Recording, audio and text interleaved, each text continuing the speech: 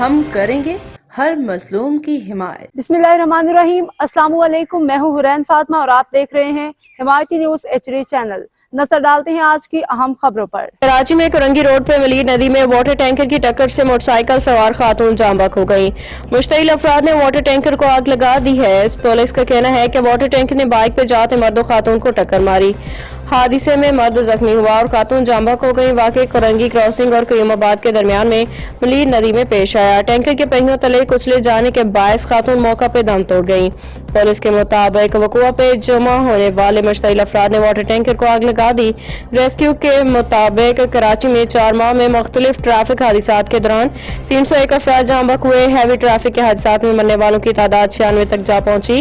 Rescue کے مطابق حادثات میں جاں بحق ہونے والے افراد میں 234 مرد، 27 خواتین، 32 بچے اور 8 بچیاں شامل ہیں، جبکہ زخمی ہونے والوں میں کی تعداد 4000 سے زائد ہے، جن میں مرد، خواتین اور بچے سب شامل ہیں۔ اب تک کے لیے اتنا ہی۔ مزید خبروں اور اپڈیٹ سے باخبر رہنے کے لیے دیکھتے رہیں حمایتی نیوز HD چینل۔